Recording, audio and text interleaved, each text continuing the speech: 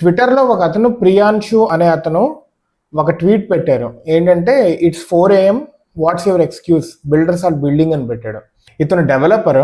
4 AM అంటే తెల్లవారుజామున 4 ఇంకా బిల్డ్ చేస్తానన్నారు, అంటే కోడ్ చేస్తానే ఉన్నాడు, మీదేంటి ఎక్స్క్యూజ్ అని చెప్పి పెట్టాడు. దీనికి కామెంట్ కింద బ్రాన్ జాన్సన్, ఇతను ఒక ఇన్వెస్టర్ యుఎస్లో, అండ్ ఇతను హెల్త్ వైజ్ కూడా చాలా కేర్ తీసుకుంటారు. ఇతను మన నిఖిల్ కామత్ పాడ్కాస్ట్లో కూడా మధ్యలోంచి వెళ్ళిపోయారు. ఏంటంటే అక్కడ ఆక్సిజన్ లెవెల్ సరిగ్గా లేవు ఆ హాల్లో అని చెప్పి. ఇతను యంగ్గా ఉండడానికి చాలా ట్రై చేస్తూ ఉంటాడు అనమాట. బ్రాన్ జాన్సన్ అనే అతను he is very health conscious and you know care కూడా చాలా తీసుకుంటాడు. ఆక్సిజన్ ఎక్కువ ఉండే ప్లేస్లోని తిరగటము ఇట్లాగనమాట. సో ఇతను దాన్ని కామెంట్ చేశాడు. ఏంటంటే అలా ఇప్పుడు పోటుగాడ్లాగా అనిపించవచ్చు, కానీ లాంగ్ టర్మ్లో నీ బ్రెయిన్ ఆక్సిజన్ పడిపోద్ది, నీ పోస్చర్ దెబ్బతింటుంది, నీ కార్టిజాల్స్ లెవెల్స్ తగ్గిపోతాయి, మెలటాటిన్ పెరుగుతుంది, ఇంకా మన సిస్టమ్స్ నుంచి కూడా బ్లూ లైట్ అని ఒకటి వస్తుంది అనమాట. సో మనుషులు దాని నుంచి కూడా ట్యాన్ అవుతూ ఉంటారు, మన కళ్ళకు కూడా ప్రాబ్లం అవుతూ ఉంటుంది. సో మనకి కొన్ని ఫేస్ క్రీమ్స్ కూడా వచ్చినాయి బ్లూ లైట్ నుంచి కూడా బయట పెట్టడానికి, ఫేస్ క్రీమ్స్ అప్లై చేసుకోవడానికి ట్యాన్ అవ్వకుండా. సిస్టమ్స్ నుంచి వచ్చేది బ్లూ లైట్. సో ఇవన్నీ అని ఆయన కామెంట్ చేశాడు. అయితే నేను ఆ ట్వీట్ అదంతా చూశాను. This Priyanshu is a developer. నేను ఐఐటి ఢిల్లీలో హ్యాకథాన్లో తను చేస్తున్నారు with the team of 4 people. వాళ్ళు ముగ్గురు అబ్బాయిలు ఒక అమ్మాయి, మొత్తం హ్యాకథాన్ టీమ్ లా చేస్తున్నారు వీళ్ళు. .sol అంటే నేను చూస్తే సోలిడిటీ లాంగ్వేజ్ సంబంధించి ఈయన Web3 డెవలపర్ అనమాట.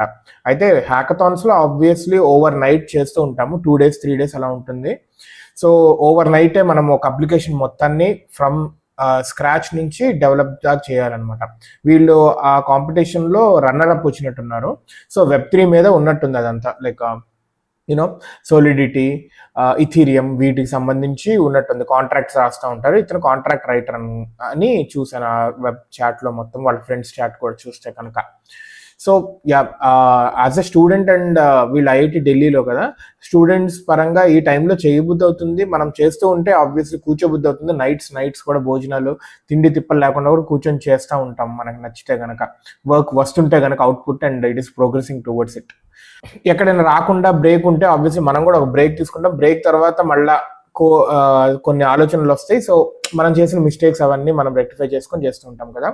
సో ఇతను 4 AM పెట్టడం ఇప్పుడు నిజంగానే బెటర్ అనిపిస్తుంది. But long term, after working in software for decent amount of years, decade work చేసిన తర్వాత నేను చెప్తున్నాను ఇప్పుడు, యూనో అంత నైట్స్ వర్క్ చేసి హెల్త్ పాడు చేసుకొని మనకి విజరల్ కొలెస్ట్రాల్ కానీ ఇవన్నీ ఎఫెక్ట్ అవుతాయి. పోస్చర్ వైజ్ మెడ, బ్యాక్ బోన్, స్పైన్ ఇదంతా కూడా ఎక్కువ చూసి చాలా ఇబ్బంది పడతారు. మళ్ళా మనం ఆర్థోపెడిక్స్ దగ్గరికి వెళ్ళాల్సి వస్తుంది. సీట్ నార్మల్ చైర్స్లో కాదు, ఇలాంటి చైర్స్లో కూర్చోండి. All software people already 10 years చేశారంటే ఏదో ఒకటి వచ్చే ఉంటుంది, రాకపోయినా కానీ they should be taking care of. Standing desks ఉంటే అది స్టాండింగ్ డెస్క్స్ ఉన్నాయి నించొని వర్క్ చేయడానికి, that is good.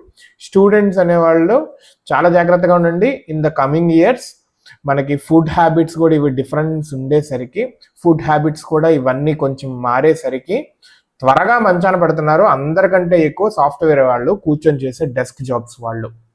So be careful.